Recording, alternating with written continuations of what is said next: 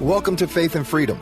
For the next few minutes, we hope to inform, inspire, and encourage you as we discuss legal victories and challenges to your fundamental freedom and religious liberties. Faith and Freedom comes to you from Liberty Counsel, a civil liberties education and legal defense organization. Join us now as Mat Staver, founder and chairman of Liberty Counsel, explains the latest legal issues all across this country.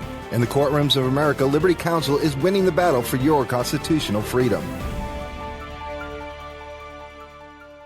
Pastors were instrumental in the founding of America, particularly in the American Revolution. It is time today for pastors to wake up and speak up.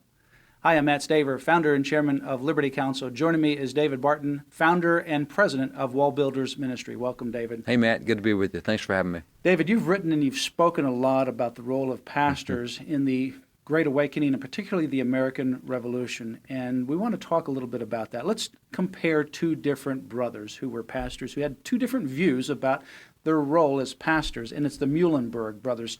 Tell us about them and how they ultimately came to be involved in the founding of this country. Muhlenberg Brothers are a big name in Pennsylvania because their father is really the founder of the American side of the Lutheran Church of America. So you got Muhlenberg College in Pennsylvania, etc. But the two brothers, the sons of the father who founded the Lutheran Church, one was in New York pastoring and one was in Virginia pastoring. And in Virginia, Woodstock, a little bitty country church. Actually, he pastored two churches. Being from Pennsylvania, he was also German-speaking, so he had an English-speaking Episcopal church and a German-speaking Lutheran church, and he pastored both.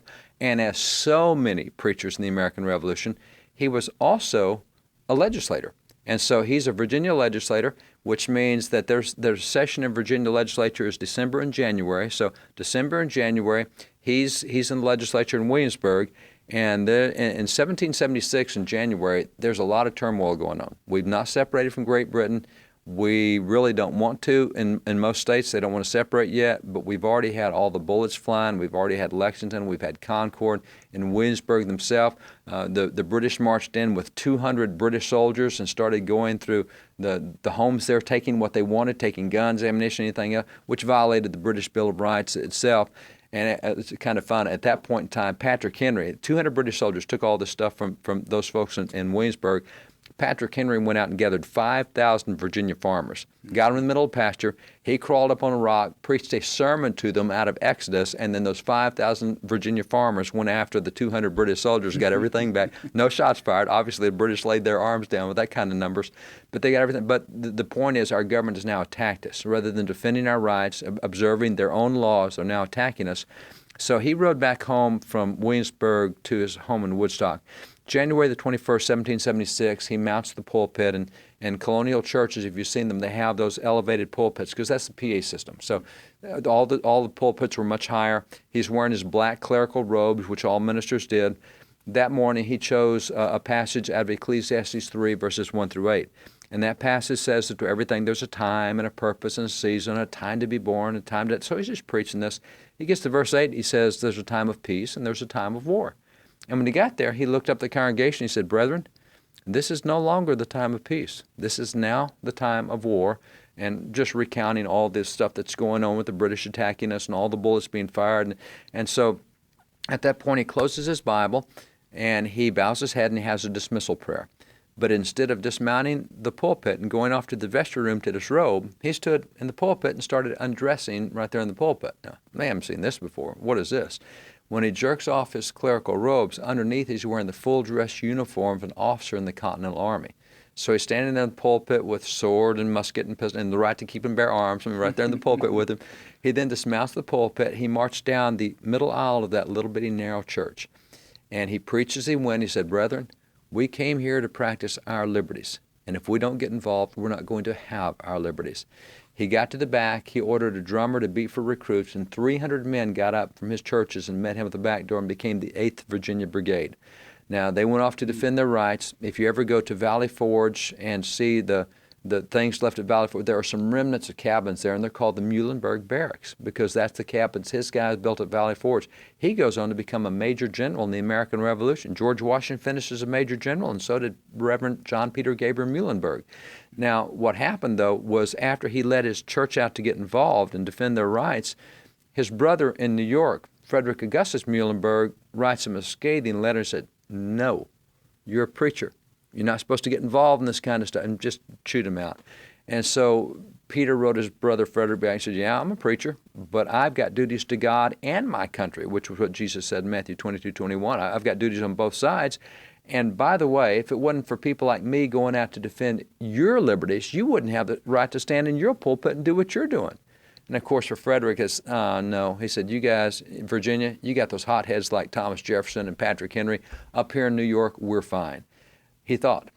The next year, the British came marching into New York City. When they came in 1777, there were 19 churches in New York City.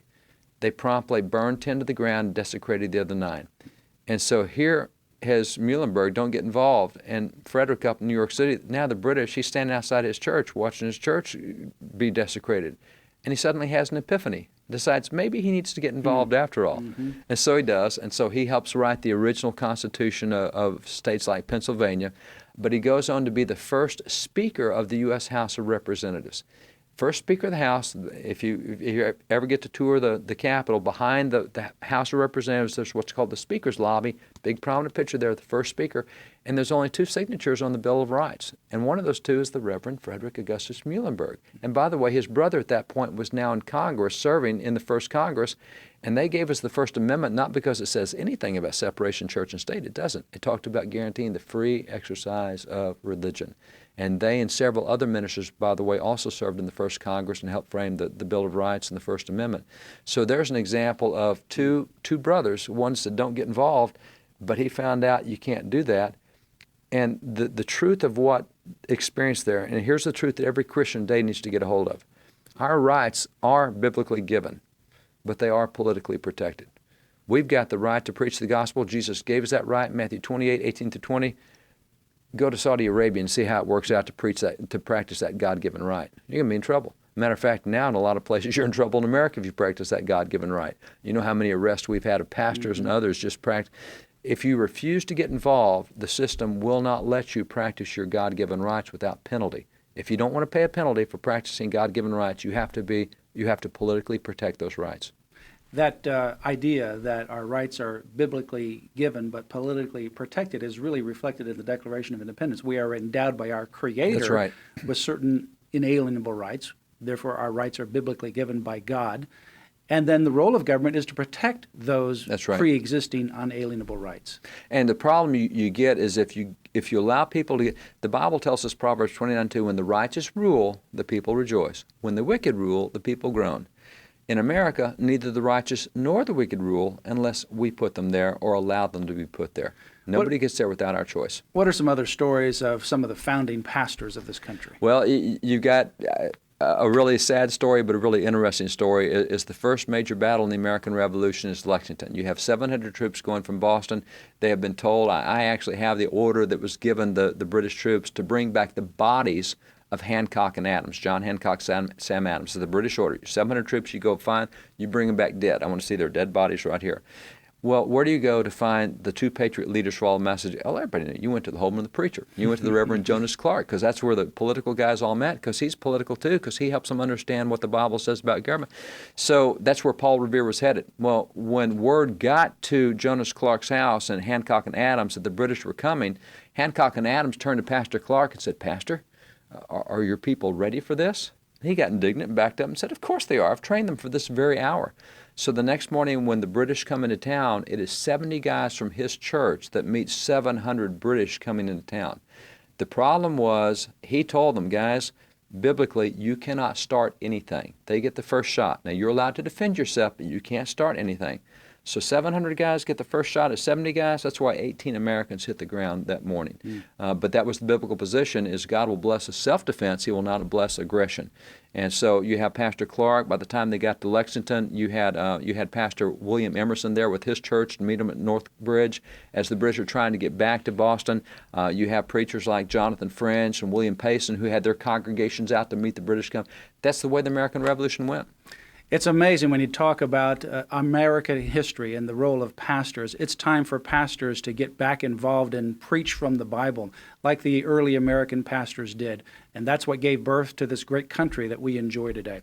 This and much more is detailed in David Barton's book, original intent. I encourage you to order a copy of it. You can go to Liberty Counsel's website, lc.org. That's lc.org. We have a lot of other resources as well. I also encourage you to visit WallBuilders Ministries website, wallbuilders.org, for more information. We have a outreach called Pastors and Patriots Initiative, and part of that, we're sending a DVD, Silence is Not an Option, to pastors all over this country. For more information how you can be involved to help wake up pastors and mobilize churches, call us today or go to lc.org.